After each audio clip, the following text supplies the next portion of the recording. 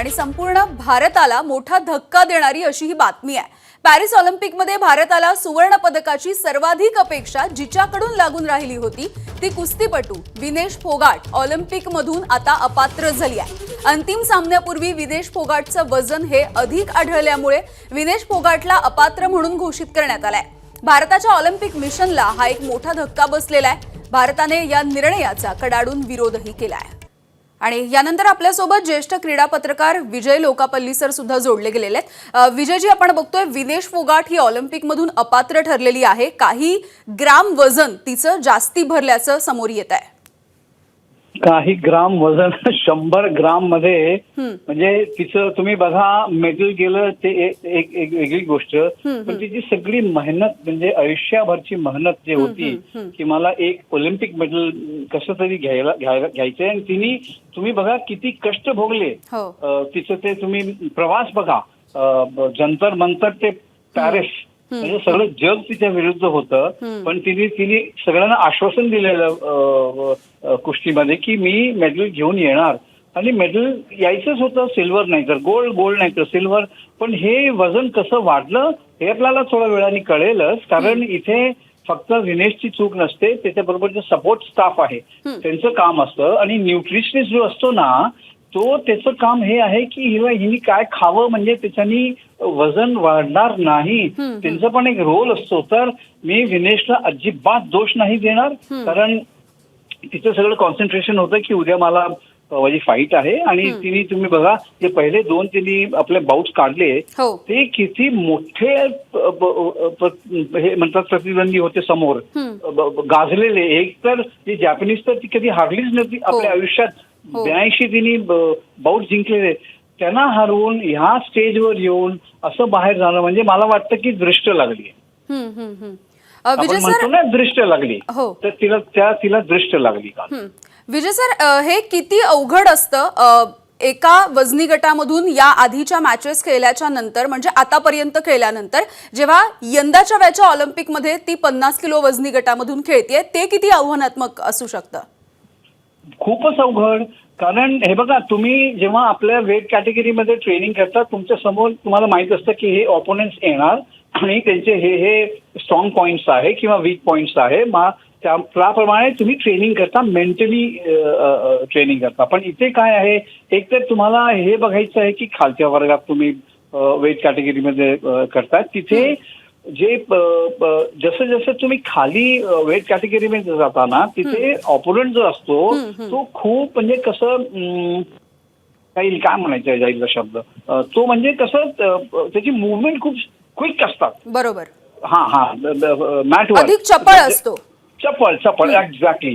आणि जे मोठ्या कॅटेगरीमध्ये काय असतं त्याच्यात शक्ती जास्त असते, इथे स्किल फॅक्टर असतो आणि हिचं स्किल फॅक्टर आपण काल पाहिलं तिन्ही बाउट्स मध्ये। पण हे दुर्दैव असं की अशा वेळी तिचं वजन वाढलं, तिच्याकडे वेळही नाही। जर समजा तिने मध्यरात्री केली, पण तिला कसं कळणार ना वेट वाढतोय, समजा आता आपल्याला बोलायला सोपं आहे की ती 1-2 तास आधी जर वेट आपलं घेतलं असतं वजन, तिला समजलं असतं की वाढलेलं आहे, तर काही प्रयत्न केले असते। पण इथे मी सपोर्ट स्टाफला पण ब्लेम करणार, त्यांची ड्युटी होती हे बघायचं की ती वेईनच्या वेळी म्हणून नाही, वेईनच्या आधी, ह्याच्या आधी पण मी सांगतो तुम्हाला एकदा असं झालेलं, मला नाव आठवत नाहीये तो वेटलिफ्टर, तर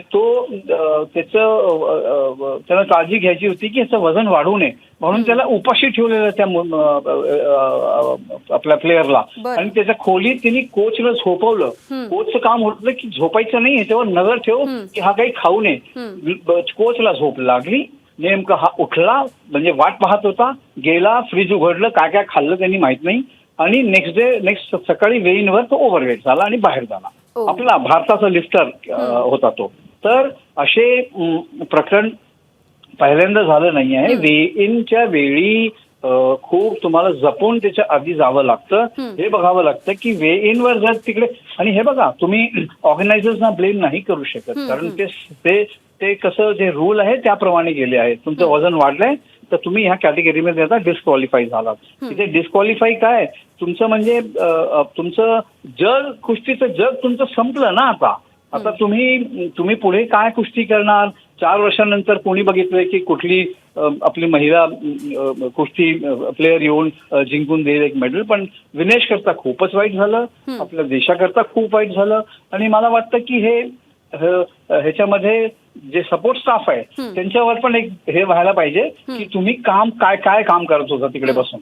विजय सर, आणखी एक प्रश्न आहे. ज्या पद्धतीने कालच्या तिच्या मॅचेस झालेल्या होत्या, तिची उत्तम कामगिरी आपण बघितलेली आहे, तिचं कौतुक होताना आपण बघितलेलं आहे. मात्र त्या दरम्यान लिक्विड इंटेक्ट म्हणजे ज्या वेळेला शरीरामधली पाण्याची पातळी सुद्धा त्यांना एक ठराविक मर्यादेपर्यंत ठेवायची असते, तर ते जास्त झालंय, त्यामुळे हे झालं असू शकतं का?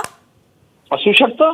आपल्याला आता हे बघा, तिथे जे तो जो न्यूट्रिशनिस्ट बरोबर जातो त्याचं काम हेच आहे की काय बघायचं की हिच्या बॉडीमध्ये फ्लुइड केवढं चाललं आहे, सॉलिड इंटेक केवढं चाललं आहे आणि ते तिला बर्न करता येईल की नाही. नेक्स्ट डे फाईट करायच्या आधी हे पहा, तुम्ही खेळल्यानंतर खेळलेले असतात, तू सुद्धा जर पळून आलीस तर तुला भूक लागणार ना थोडीशी किंवा तहान लागणार. तर आपण त्यावेळी ह्यांचं काम असतं की बघायचं, नजर ठेवायची. पण हे लोक चुकले, त्यांच्यामुळे ती विनेश पण चुकली. आणि तुम्ही बघा तिची काय परिस्थिती असणार. आज जाऊन ती गोल्ड, आपण सगळे म्हणत होतो की गोल्ड ठरलं आहे. मला वाटतं की दृष्ट लागली, खरोखर दृष्ट लागली आहे. हो विजय सर, खरं तर दृष्ट लागली हा शब्दप्रयोग तुम्ही करताय. खरं तर अशा पद्धतीचे शब्दप्रयोग आपण फार भावनिक होतो त्यावेळेला करतो.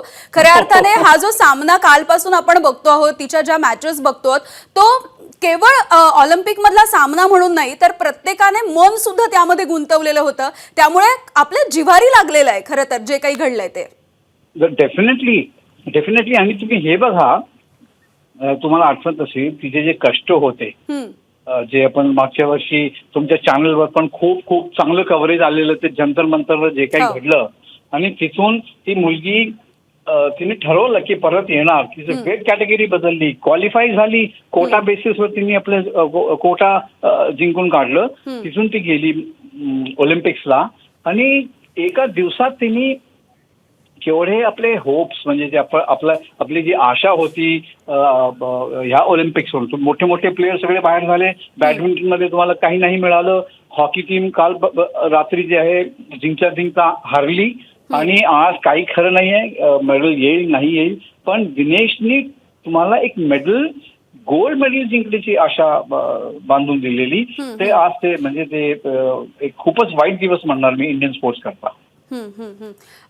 विजय सर, खरं तर कालपासून किंवा या आधी सुद्धा आपण जर विनेशचे इंटरव्ह्यू पाहिले असतील, मुलाखती पाहिल्या असतील, तर तिने अनेकदा तिच्या आईच्या संघर्षाबद्दल, तिच्या कुटुंबाच्या संघर्षाबद्दल सुद्धा भाष्य केलेलं आहे. एक अशा पद्धतीचा, म्हणजे अत्यंत सर्वसामान्य कुटुंबामधला येणारा खेळाडू ज्या वेळेला इतक्या मोठ्या पातळीवरती खेळतो, तेव्हा निश्चितपणे एकतर एकीकडे अभिमानाने आपला ऊर भरून येतो आणि दुसरीकडे काहीशी तुम्ही म्हणता तसं दृष्ट लागल्याची किनार सुद्धा याला असते. खूप धन्यवाद विजय सर, तुम्ही सविस्तरपणे या सगळ्याचं विश्लेषण केलं यासाठी. एबीपी माझा, उघडा डोळे बघा नीट.